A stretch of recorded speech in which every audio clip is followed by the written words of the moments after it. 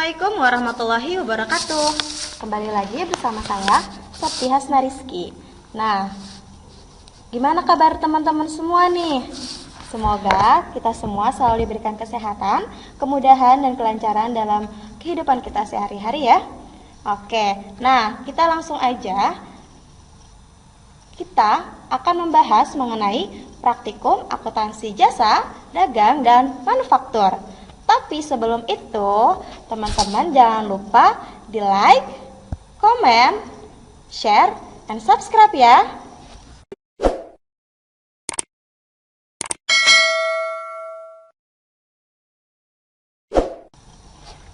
Oke, pada kesempatan kali ini yang akan kita bahas adalah praktikum akuntansi jasa, dagang, dan manufaktur. Tapi kita akan membahas mengenai praktikum akuntansi manufakturnya.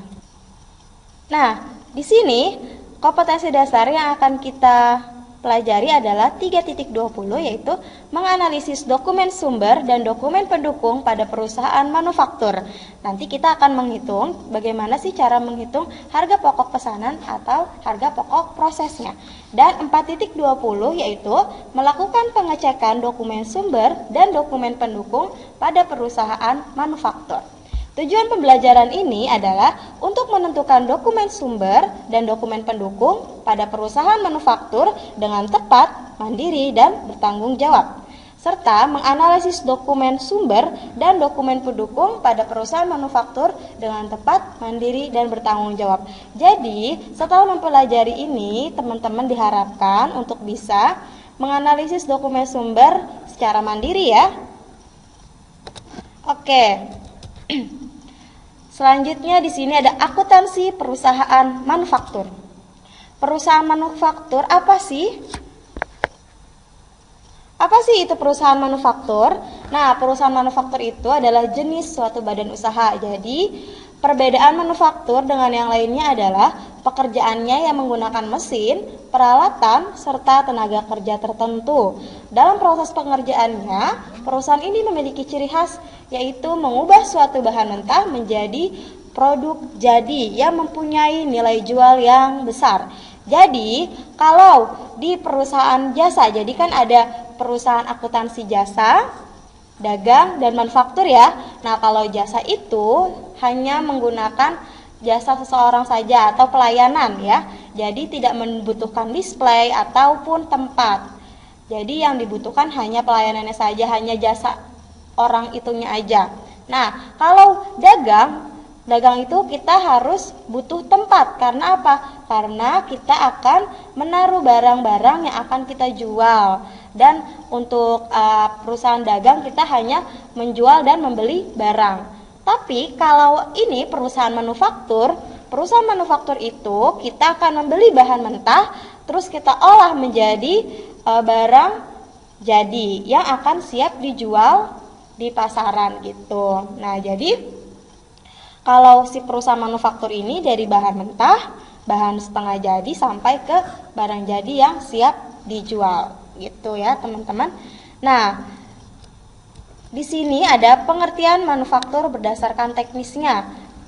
Adalah kegiatan pengolahan bahan mentah melalui proses kimia dan fisika dalam mengubah suatu bentuk, sifat, serta tampilan untuk membuat sebuah produk. Selain itu, manufaktur sendiri mencakup mengenai perakitan berbagai bahan hingga menjadi suatu produk. Ya, jadi intinya sih kalau manufaktur ini kita akan mengolahnya dari bahan mentah, bahan setengah jadi sampai barang jadi yang akan siap dijual. Nah, ciri-ciri perusahaan manufaktur itu apa aja sih? Nah, yang pertama di sini ada aktivitas operasional usahanya adalah memproduksi bahan baku menjadi barang jadi. Yang kedua, pendapatan usahanya berasal dari menjual produk barang ya. Yang ketiga, memiliki persediaan produk secara fisik. Dan yang keempat, biaya produksinya terdiri dari biaya bahan baku, tenaga kerja, dan biaya overhead. Biaya overhead itu apa? Adalah biaya pendukung. Yang kelima, melakukan perhitungan harga pokok produksi pada laporan keuangan laba rugi. Nah, yang sebelum-sebelumnya nih yang sudah kita pelajari itu kan kita tidak menghitung harga pokok produksinya. Karena apa? Karena kita hanya menjual dan membeli barang saja. Nah, karena ini kita mengolahnya, jadi akan kita perhitungkan harga pokok produksinya. Dan yang terakhir, terdapat perhitungan harga pokok penjualan pada laporan keuangan laba ruginya. Nah, di sini ada fungsi bisnis dari industri atau perusahaan manufaktur. Yang pertama ada fungsi produksi. Fungsi produksi itu apa sih? Yaitu fungsi proses pembuatan bahan baku sehingga menjadi barang jadi yang siap untuk dijual pada konsumen. Yang kedua ada fungsi pemasaran, yaitu fungsi yang digunakan untuk mencapai tujuan dari fungsi produksi yang bertujuan untuk mendapatkan keuntungan. Yang ketiga, adanya fungsi administrasi. Nah, fungsi administrasi ini adalah fungsi yang berhubungan dengan penentuan kebijakan, pengarahan, dan juga pengawasan agar kegiatan yang sedang berjalan bisa lebih efektif dan efisien. Jadi semuanya untuk kalau bisa si perusahaan berjalan itu ada kebijakan administrasi dan umumnya. Jadi semuanya sesuai alurnya yang sudah ditentukan gitu ya. Nah, yang terakhir ini ada fungsi keuangan, yaitu fungsi dari berbagai macam penyediaan dana yang diperlukan oleh perusahaan untuk melakukan proses produksi maupun untuk pengembangan perusahaan. Jadi dari produksi, dari pemasaran, administrasi dan umum serta keuangan itu semuanya berkaitan ya, teman-teman ya. Selanjutnya di sini ada perhitungan BDP, harga pokok produksi dan harga pokok penjualan. Cara perhitungannya seperti ini ya teman-teman. Untuk menghitung BDP atau biaya dalam proses, yaitu persediaan barang dalam proses awal ditambah biaya-biaya manufaktur akan didapatkan biaya dalam proses. Nah, setelah ada perhitungan biaya dalam proses, di sini kita akan menghitung untuk perhitungan harga pokok produksi, yaitu jumlah biaya dalam proses dikurang persediaan barang dalam proses akhir.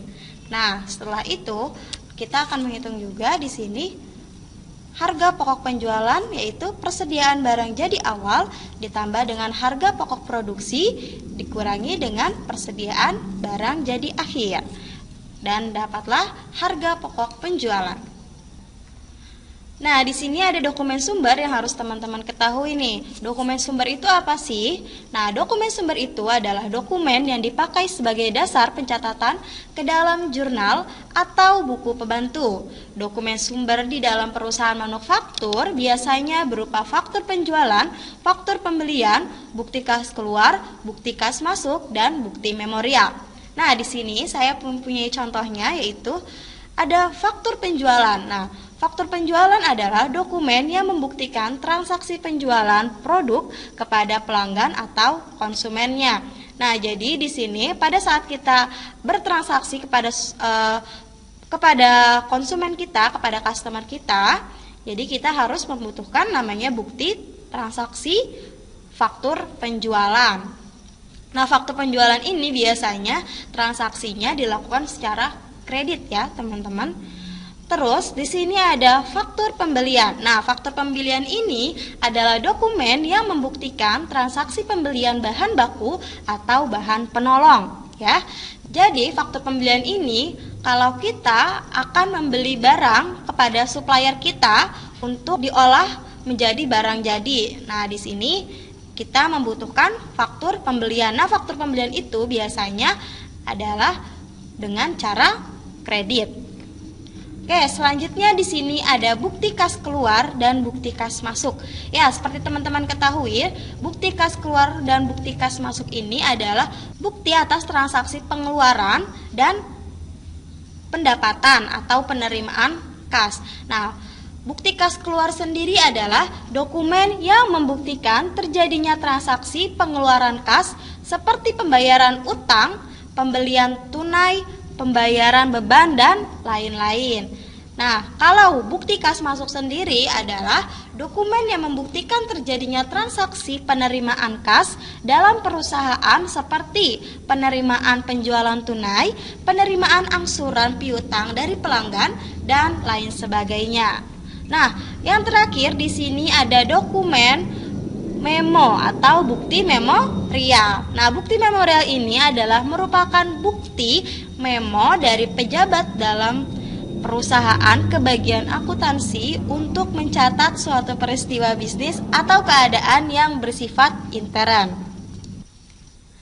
Nah, sampai sini aja nih teman-teman untuk materi dokumen sumber dan dokumen pendukung.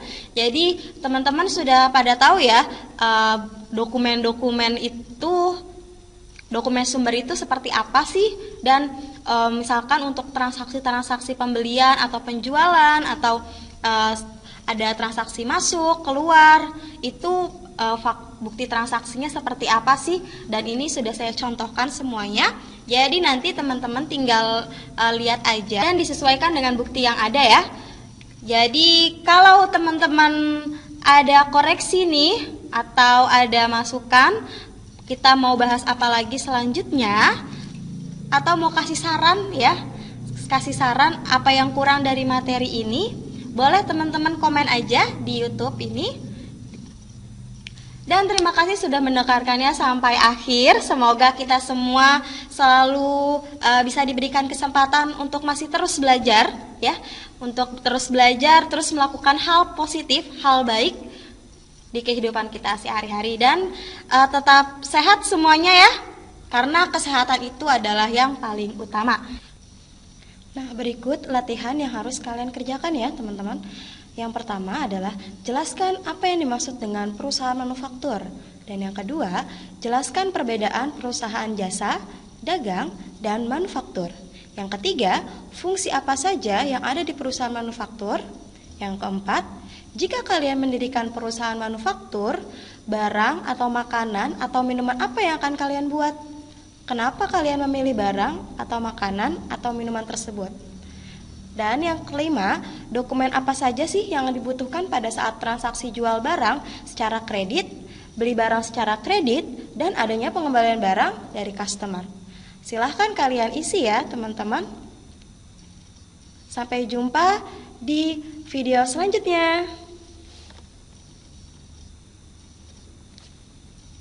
Sebelum teman-teman mengakhiri video ini, jangan lupa di like, comment, share, and subscribe ya. Wassalamualaikum warahmatullahi wabarakatuh.